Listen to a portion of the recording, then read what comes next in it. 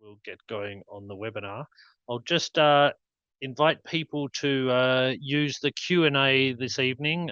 We actually, unfortunately, we don't have the chat working at the moment. There's a problem with Zoom. So if you'd like to say hi or even just comment on anything we're saying, feel free. It doesn't need to be a question. Just use the Q&A function that you'll find at the bottom of your screen. Anyway, I'd like to welcome Heber, who's joining us. I think she's known to some of the participants here, I'm sure. And we're going to be presenting a webinar here on back to school, one that's full of ideas that I think you can use in your classes. Heber, is it time for your friends and families to go back to school in Egypt there? Yes, everyone's gone back this week. Okay, good. Here in Italy, I think they're all going back this week as well. Anyway, if you haven't joined us before, or even if you have and you just want a reminder, you will receive a certificate of participation and a webinar handout in the next few days. So when you're registered on this platform, we'll send it out to you. Check your spam folder; it often ends up there. But if you don't receive it, just drop me an email and I'll get back to you at formazione@mlaworld.com. The webinar will contain all the information here, so don't worry if you miss anything or if you have to leave early or anything. It'll all be in there, and there's a lot of extra links and some worksheets in there too. So please look out for that as well. Anyway, to start, obviously we all know that it's the time that students in Italy and I guess also in Egypt and many other countries in the Northern Hemisphere at least go back to school. Maybe rejoining the classmates, or maybe joining a new class, or maybe a whole new school. Whether it's students going back into the same class or into a new class, it's an opportunity to draw on their summer experiences while also checking their levels and even refreshing their English after the break. Maybe they've been abroad with MLA or with another summer school and come back with a higher level in English. Maybe their English is a little bit rusty after the break, but it all helps to have some activities to get the year started well. Let us know in the Q&A what you do with your first lessons back after the summer. Okay. Anyway, we always have some objectives, so I want to help you to be able to exploit holiday experiences to provide opportunities for speaking activities in class. Hopefully, you'll be able to encourage students to take responsibility for their learning environment. This is sort of a theme of a lot of our webinars, getting students to take responsibility. We've got more webinars coming up on these topics. And also to plan imaginative speaking and writing activities to engage students' curiosity. I'm going to hand over to Heber, and she's going to introduce this activity. Maybe you know this activity. If you don't, then I think it's a great one to use in a new class. Hi, so one of our favorite activities to use in MLA centers is Two Truths and a Lie. It gets the kids thinking, and they have to write, what they do is they have to write 3 sentences about themselves. 2 must be true and 1 needs to be a lie. And after we explain to them what to do, then they're supposed to write them down. While they're writing them down, the teacher would move around the class and make sure that their grammar is correct and that they're formulating the sentences correctly. So basically they say 2 true things about themselves and something that's a lie. We try and encourage them to mix the order of the things so that, because usually they'll go truth, truth, lie.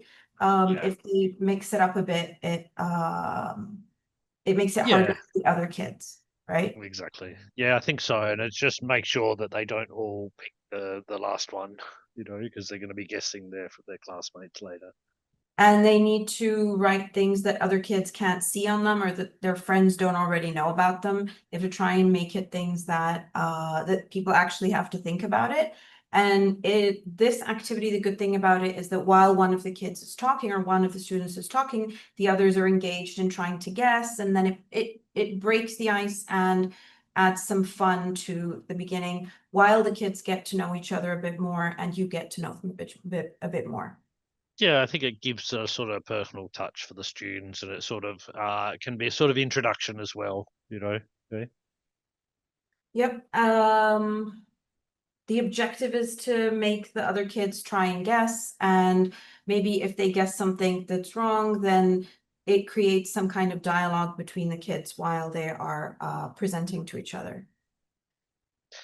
I think it's always a good idea to see if you can extend these too. So as soon as one person's done them, you've maybe found out which one is the truth, well, which ones are true and which one is the lie, and then ask them some more questions about this so that you can provoke the sort of conversation.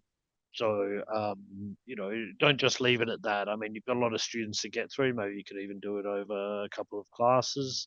But if you have, for example, I can play three instruments, then obviously now we want to know what are those three instruments? Oh, how long have you been playing? It can be a really easy way to get into a chat with the students, a conversation with the students on ground that they established. So it's not just, you picking up a topic that you want to talk about. They've obviously brought it up. Um, Let us know in the chat if you've got two lies and a truth, or in the Q&A. And I think Heather's going to play this with us. Okay. Okay, so So my two truths and a lie are I have a deep sea diving license, I have a cat, and I love working at MLA. So which one do you guys think is the lie, and which two do you think are the truth? Write the number of the one you think is the lie in the chat.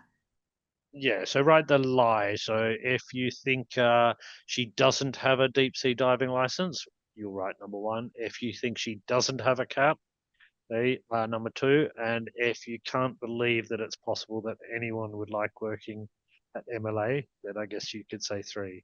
It Okay. seems like the majority of people are saying one. We have a few people saying two. Is there anyone saying No, three? no one's saying three. Okay. Everyone knows I love working at MLA. You didn't play it well. Okay. Nope, someone said I love working with MLA, LOL.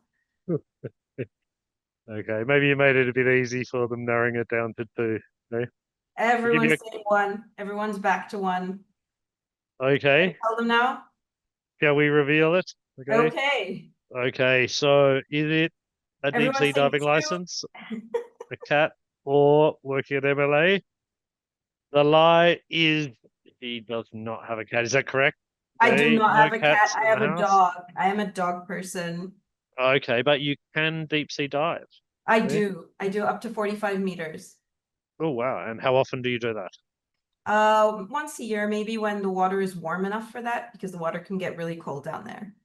Nice. And is that like in the Red Sea? Is In the that Red where you Sea, do it? yes. Yeah. Yep. Perfect. Nice. Okay. And obviously, who wouldn't love working at MLA? Okay. We all love working in MLA. Okay. I hope you got that correct, or at least know a bit more about Heber now. Okay. Mhm. Another fun thing to do is holiday interviews, which is can follow on from that activity or can be done separately.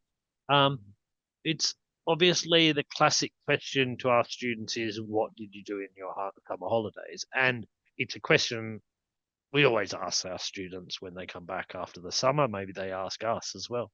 But why not switch it up, make it a bit more interesting with a class survey?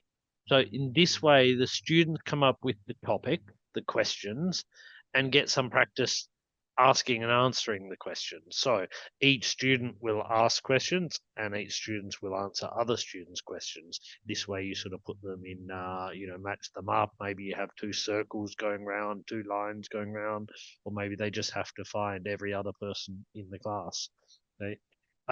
You allow the students to decide upon the information they want to ask, and it gives them a bit more control of the lesson. And it's engaging, as we said in the objectives. We're sort of encouraging students to take control of their learning and find their own internal motivation for learning. It's a good theme to start the year on, the academic year on. Let us know in the chat or the Q&A if you have ever conducted survey activities. Okay. Um, how you could do this is ask students what they want to know about their classmates' summer. So you could do this as a bit of a brainstorm, okay? And then maybe you want some support from you. Okay, so that is right on the board.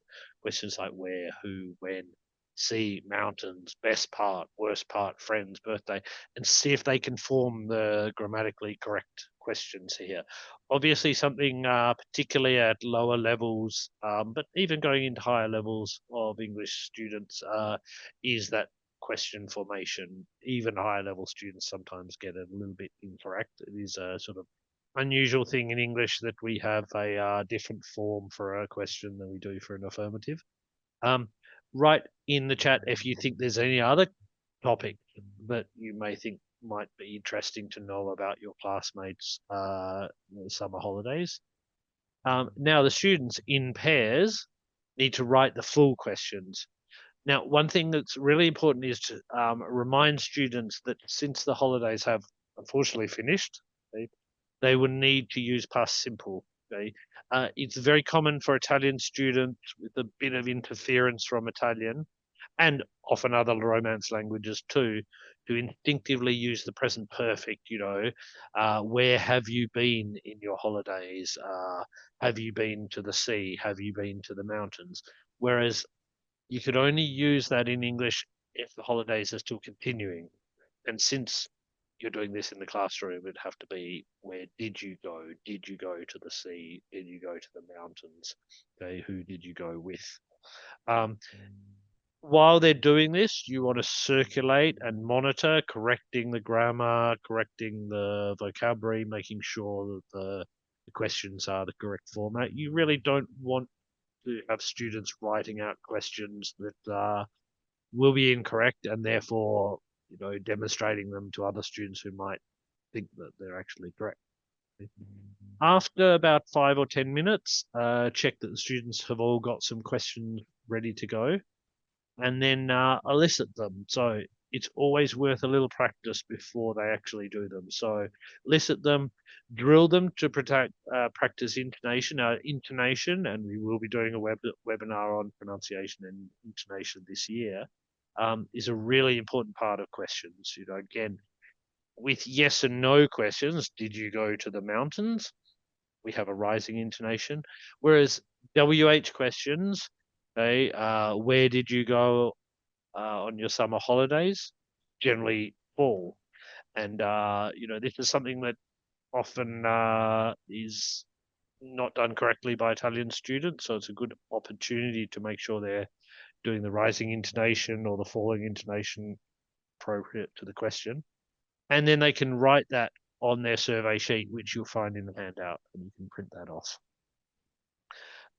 Once they've collected all this information, it's time to report back, and lots of opportunity here too to do some language input. So this is after they've circulated and got all their classmates, or maybe half of their classmates. So this you could start putting in. For example, they can take this data and put it into some sentences. So they could say Giovanni and Sarah both went to Calabria or to London. No one went to Canada. Only Stefano went to I don't know, the mountains. Neither Sarah or someone liked the liked the food at their resort. Right? Both and really enjoyed. So this sort of vocabulary, which is really good, sort of middle to high level vocabulary, can be really well used in the reporting back. So it's not just this is something you can making the questions, practicing the questions, asking the questions, answering other people's questions, and then compiling the information into these sentences, and then you can lead it on to a holiday survey. So they work back in pairs and they put their data together and they want to see what they want to collect, and they can then create a survey. Give the students this time to go around and ask the questions, and then in pairs they analyze that data and create some pie charts or tables. So the pie charts could be the amount of people who went to certain places, in Italy, outside of Italy, northern Italy, by the mountains, by the seas, things like that. Okay. Um, Analyzing these statistics is a great skill, not only for English, but for many different things, leading into a bit of maths, but also great work for essays, report, exams they might be doing, even English exams like the IELTS exam often requires you to analyze data and comment on data. Okay. They get practice using stat design tools. So maybe they're learning how to use Excel or other things. Maybe they can even use some AI to make the charts for them. Although in my experience, AI is not always fantastic at making charts. Okay? Um, and then once they have these charts, you can introduce some language talk about these. So they can use this sort of vocabulary like the majority of those interviewed had a beach style holiday. Most interviewees agreed that the weather was too hot this year. One third of participants traveled by car and two-thirds by plane. Just over half spent more than 2 weeks away from home. A small percentage believed that eating out had become more expensive. Okay. And then they can make small groups so the students can share their work and the teacher can go around helping students use the new phrases correctly. So this sort of activity, again, you can do discrete parts of this. You could just do the interviews, but you could do it over a series of weeks and they could actually get this data and start to process it both visually in the pie charts or tables, and also verbally in these sort of expressions that indicate these. They can even work on percentages and things like that. Okay, and then you could introduce and give an introductory sentence and give them the students a writing task. So write a report about uh, your classmates' summer holidays, including where they went, the percentage or numbers of where they went, how they enjoyed it, etc. Okay, so this report is intended to outline the current summer holiday trends of. Okay, this is a very common thing at level, for example, B2 and C1 Cambridge exams. They often require a report to be written. Okay. I'll hand over here to Heather, who's going to tell you about taking ownership of their learning journey. And there's a QR code here that you should be able to use. It'll be in the handout too, and you'll be able to use this with your students. Thank you, Josh. So one of the things that I learned in years of could you pull up the whole slide, please? Sorry. Thanks. So one of the things that I learned is that having them take ownership of their own learning really encourages them and engages them a lot more. Something that I used to do, especially with middle school at the beginning of the year, is have them understand how they learn, have them research and find out what their own learning styles are. I attached a QR code here for a sample of an online free learning style quiz that they can use, and it gives them a very simple analysis, not too detailed. And there, as you know, there are different types of learners. There's visual, people who have to see it to understand it, auditory, some people have to listen to it or hear it, or tactile or kinesthetic, where they have to actually do the thing and they have to be moving and it has to be like a hands-on thing. I found that when students do this at the beginning of the year and understand what their best learning style is, they take ownership of their learning and it gives them some comfort in understanding what's the best way for them. This way they can also, whether they take notes or they listen to things or they try and turn things into activities, this way it improves their learning. The other thing is that we offer choice. So unless what you're asking for is a written piece of work like a writing, you can let students, because of different intelligences and different ways of learning, you can let students choose how they output. I've had students who thrived when they were standing in front of the class or presenting a presentation or a TED Talk. I've had other kids who love drawing and they would illustrate their output, whether in a comic strip by drawing it or by doing graphics. This is this really facilitates learning. You also have a lot of kids who have neurodivergencies, maybe dyslexic kids or kids with ADHD, who, when you remove the obstacle of pen and paper and you allow them to type, you will find their work, it gets so much better, and you've removed the barrier. So for some kids, the writing or the drawing of the letter is a very difficult task. And so for them to write their work, they will make a lot of mistakes. They'll get frustrated. They'll stop doing it. But if you take that away and you let them present in other ways, then the quality of the work you get is better, and they're more enthusiastic to learn. Just the thing to take care with this is that you make sure that kids don't stick to one. So they can use one a lot of the time if they're more comfortable with it. But we also try and push them outside of their comfort zone a bit to choose different ways to output their work. So if you have a student that prefers to do a TED Talk, sometimes have them do a presentation or a poster, or maybe do some writing.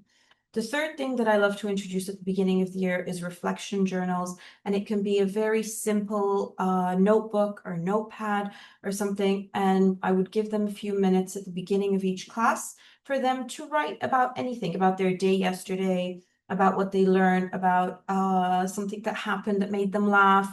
And it just takes a few minutes of class every day in the morning. This gets them used to expressing. You can have a look through it. And the awesome thing is that at the end of the semester, this is not something that's graded. And at the end of the semester, and sometimes at the end of the year, when you sit with the students one-on-one and you go through their reading journal that they've been writing in every day, they can see the difference from the beginning of the year to the end of the year and how much they've learned and how much they've changed and evolved. And this is really encouraging for them. Yeah, always a good idea to get students to reflect on their learning. Okay, it's allows us. I mean, this can be something if they're willing to share it with the teacher, then it helps the teacher see what they're struggling with or what they're enjoying.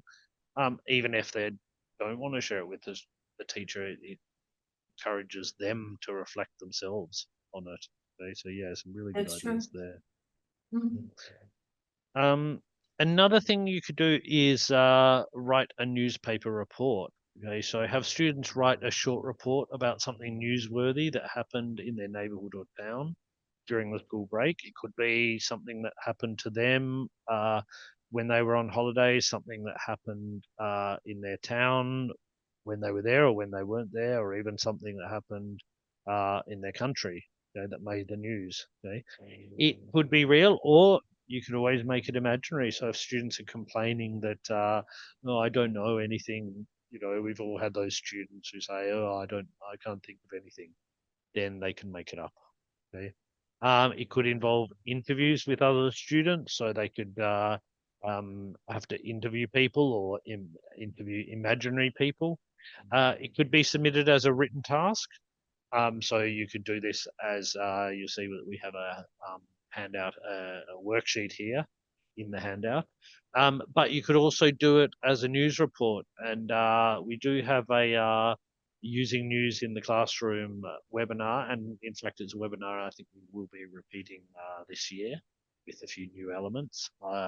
And so you can have a look there how we can we've suggested to plan a news report so they could do it as a news item on the evening news. Okay, so we have a worksheet here that they could put a picture at the top and then write something about it there, so you can print that out. And it's a good idea to again give them the lead and let them produce something that's of interest to them, whether it's something that they're keen to share with their friends, or something that they want to invent for the more creative students. Okay. I thought we'd just finish with a poem, which is a little poem that it's not a famous poem, but it's the Teacher's Day in Bed. Sorry, I just want to by David Orme. Okay, our teacher's having a day in bed. She sent her pets to school instead. There's a parrot to read the register, a crocodile to sharpen the pencils, a canary to teach singing, an adder to teach maths, an octopus to make the ink, an elephant to hoover the floor, an electric eel to make the computer work, a giraffe to look for trouble at the back, a tiger to keep order at the front, a reed bunting, can you guess? To help with the reading, of course, a secretary bird to run the office, a piranha fish to give swimming lessons. Glad I'm off swimming today. A zebra to help with crossing the road, and oh, a dragon to cook the sausages. I bet that none of you ever knew just how many things a teacher can do. So a nice little thing there you could share with your students. Maybe they could even come up with any other animals that could be used to do things that the teacher does, all these different things that the teacher does. Yeah. That's in the handout, of course. Just to conclude, every holiday, whether it's summer holiday or winter holiday, or the holidays in between, provide an opportunity to get students speaking about their own experiences. This is the language they need, and that will demonstrate whether they've been paying attention in class. So, if you put, yeah, let's say, give students an opportunity to speak about something they want to, you will be surprised at what comes out of their mouths, and what you didn't notice they were learning, but you finally discover they were learning. Okay. And coming back to school is always a new start. It's a moment to start well and set boundaries, as well as welcome students to a class they should look forward to participating in. If you set the tone well, even shy and withdraw students can find a space to bloom. So remember, we've always had that. We can probably remember ourselves someday. The first year of class, first day of a new school, when we were very apprehensive and maybe teacher set the right tone, and we really felt enthusiastic about the year. Um, you can also always, you only get the chance once to use students' curiosity about their new classmates before they learn everything about their classmates, or their teacher. So make the most of it when you have a new class, and see if they can guess about you. If they don't, if they know each other, they might not know you. So they could guess things about you. They could, you know, maybe make a 20 questions about you. Or even if they know each other, they might not know what each other have been doing during the holidays. So these sort of questions, curiosity is always a great resource. Okay, and it's um, often a scarce resource. So make the most of it when you've got it there. You've got an opportunity for it. That brings us to the end. So as always, I'd really invite in the Q&A for you to give us some suggestions. We've got a lot of ideas, and we've been making a lot of new webinars based on your suggestions. But please put some in the Q&A so that we have some ideas for future webinars. Um, Thanks a lot for your attention. As I mentioned before, you will receive a certificate of participation and a webinar handout. Uh, if you don't receive it in the next couple of days, we generally send it out tomorrow afternoon. If you don't receive it, then just drop us an email at formazione@mlaworld.com.